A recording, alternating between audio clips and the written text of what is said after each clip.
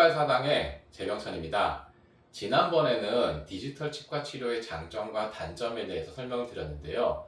오늘은 디지털 치과 진료와 기존 아날로그 치과 치료, 특히 이제 보철물 제작 과정을 통해서 얼마나 차이가 있는지, 어떻게 차이가 나는지, 왜 디지털 치과 치료를 하시는 게 더 정밀하고 정확한지에 대해서 비교해서 설명을 드리도록 하겠습니다.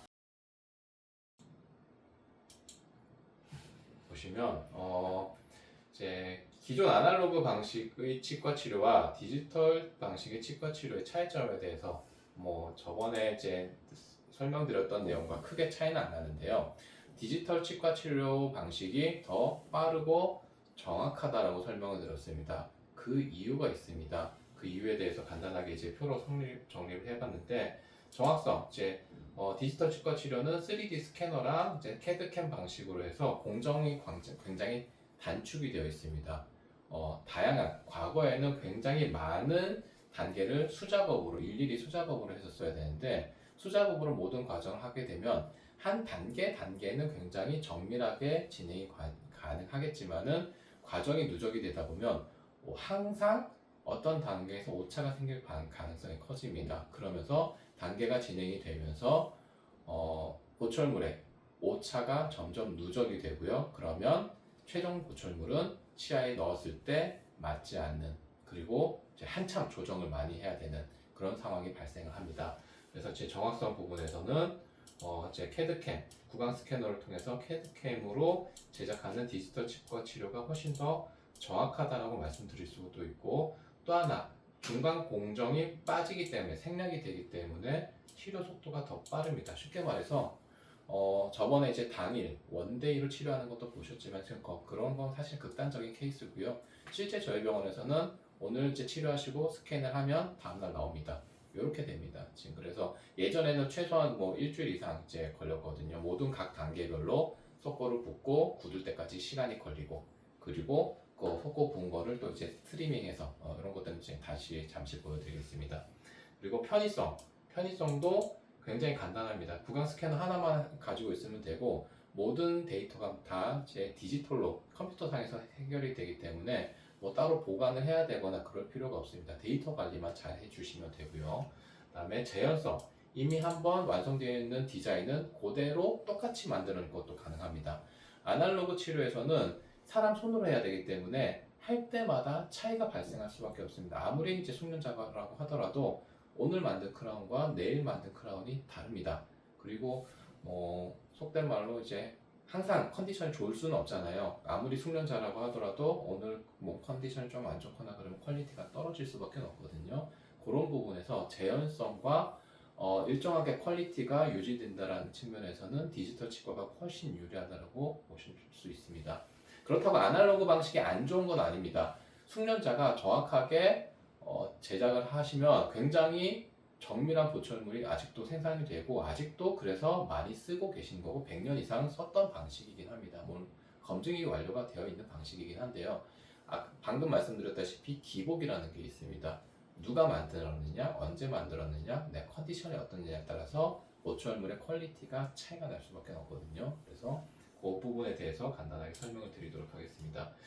표를 보시면 인상체드, 이거 한 번씩 치과 치료 받으셨던 분들 한 번씩 해보셨을 겁니다. 고무 인상제 같은 거 한 5분 정도 꽉 물고 있다가 떼세요 해서 보고 잘 나왔네요 하시면 집에 가시고, 잘 안 나왔네요 하면 한 번 더 할게요. 한 번, 두 번 더 하고, 세 번 더 하고. 저희도 이번에 했는데 이게 생각보다 고무 재질인데 생각보다 단단합니다. 정확하게 나와야 되기 때문에 단단할 수밖에 없거든요. 물렁물렁하면 이게 변형이 심합니다. 그래서 단단하게 치아를 잡아줘야 되기 때문에 뺄 때 환자분들이 꼭 이빨 빠져요 하고 병원에서 진료실에서 한 번씩 곡소리를 합니다. 근데 구강 스캐너로 스캐닝을 하면은 그런 과정 없이 한 번에 길어야 한 5, 6분이면 끝납니다. 실제로 저희 병원에서 5분도 안 걸립니다. 직원분들한테 스캔하세요 하고 뒤돌아서면은 환자분 나가 있어요 이미. 그렇게 빨리 진행이 되고 있고요. 그 상태에서 디지털 치과 치료는 간단합니다. 여기서부터 여기까지가 원피스 한 방입니다. 3D 프린팅이라고 써있는데 사실은 정확하게 제대로 디지털 치과 치료를 하는 병원에서는 3D 프린팅 거의 안 합니다. 3D 프린터는 3D 사실 다른 용도로 이제 쓰는 거고요. 보철물 제작 과정에서 3D 프린터를 쓰는 경우 사실은 하수예요. 하수라서 3D 프린터 없이 제작하는 게 더 정밀하게 나오고 있고요. 그리고 디자인을 하는데 이 과정까지 CAD에서 디지털 방식은 스캔을 하고 디자인하는 방식은 한 방에 넘어옵니다. 그런데 아날로그 방식은 속고를 이렇게 부었다가 기다려야 됩니다. 원래는 이것도 바로 붓는 게 아니라 하루를 기다려야 됩니다. 24시간 동안 웨이팅을 했다가 그 다음에 속고를 부어야 되고요. 그것만 해도 하루가 날아가거든요. 그 다음에 속고가 굳을 때까지 또 시간이 걸립니다. 속고를 붓고요. 그 다음에 그걸 열심히 핀 작업이라고 해서 이게 이제 작업을 할 수 있게 뭐 다이에다가 올리는 게 있어요. 그 다음에 뭐 열심히 잘라야 돼요. 똑같은 걸로, 얇은 똑같은 걸로 열심히 자릅니다. 네. 자르고요. 거기에 맞춰가지고 또 이제 자른 모형을 가지고 트림, 여기 산 혼으로 일일이 경계 부분을 다 이제 깨끗하게 다듬어야 됩니다. 이 과정상에서 이 모든 과정을 사실은 숙련된 전문가가 정확하게 하면은 오차는 거의 발생하지 않습니다. 근데 실제는 어떻게 되느냐? 실제는 석고 조립을 하는 거 아르바이트 아주머니들이 해야 돼요. 대충 섞어가지고 대충 부어요. 핀 작업 전연차들이 합니다. 숙련자들이 하지 않고 전연차들이 합니다. 실제 기공소에서는 모든 단계가 다 분업화되어 있습니다. 공정이 복잡하기 때문에 모든 단계를 알바생부터 시작해서 기공소에서는 여사님이라고 합니다. 여사님부터 시작해서 전연차, 1년차, 2년차, 3년차 기공사들을 거쳐서 이제 트리밍하고 최종 마무리는 이제 소장님이 한번 체크하는 경우도 있고 5년차 기공사가 체크하는 경우도 있는데 모든 각 단계를 거치기 때문에 각 단계별로 오차가 누적이 될 가능성이 굉장히 높습니다. 굉장히 높은 게 아니라 굉장히 커요.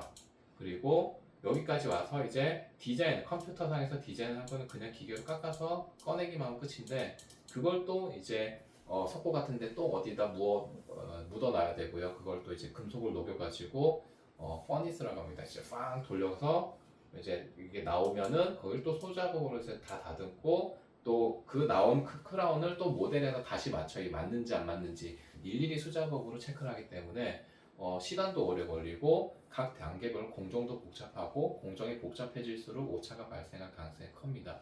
그래서 치과 진료실에서 최종 완성된 보철물을 환자 구강에 끼웠을 때 잘 안 맞는 경우가 왕왕 생기게 됩니다. 그래서 이제 농담 삼아 소장님들이 이거 잘 안 맞는데 이게 저의 동물적인 육감으로 맞췄다 뭐 이런 식으로 표현하시는 경우도 있거든요. 그게 이제 노하우인데 노하우라는 건 사람마다 다 다르고요. 어떤 경험을 했는지 그리고 어떤 숙련자가 어떻게 제작했는지에 따라서 사람마다 다 다릅니다. 사람마다 다르다는 거는 퀄리티 컨트롤이 안 된다는 얘기입니다. 그래서 이렇게 보시면 아까 말씀드린 대로 인상체 체득하고 속고 푸어링, 모델 작업, 스캔하고 후가공 모델 조정 진행될수록 오차가 발생할 가능성이 커지고 점점 누적이 됩니다. 그렇다고 제가 기공사 선생님들을 비하하거나 그런 건 아닙니다. 저희 삼촌도 기공사입니다. 그래서 친하거든요. 저는 기공사 선생님들 되게 우대하는 편이고 의뢰서를 낼 때도 기공 지시서라고 안 합니다. 기공 의뢰서라고 하도록 병원에서도 항상 제작하고 기공사 선생님들 가급적이면 최대한 우대를 해드립니다. 그래서 저희 병원 부설 기공소에서 일하시는 기공사 선생님들도 근로 환경 굉장히 좋은 편이거든요. 근데 각 단계가 누적이 될수록 오차가 발생이 되는 건 어쩔 수는 없습니다. 그래서 이런 과정을 줄이고자 제가 이제 디지털 방식을 고수를 하게 됐고 지금은 구강 스캔을 하고 이제 디자인을 해서 밀링을 한 다음에 살짝 다듬고 끝내는 이렇게 심플하게 하시게 제작이 됐고요.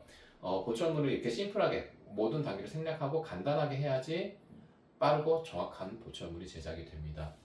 이런 식으로 실제로 보철물이 제작된다는 거 한번 설명드렸고 왜 디지털 치과가 디지털 치과 치료가 정확한지 왜 아날로그는 약간 차이가 나는지 그거에 대해서 한번 간단하게 비교를 해서 설명을 드렸습니다. 오늘은 디지털 치과 치료와 아날로그 치과 치료의 차이점에 대해서 설명을 드렸습니다. 여기까지 여러분들과 함께 하도록 하겠습니다. 치과의사당의 질병천이었습니다.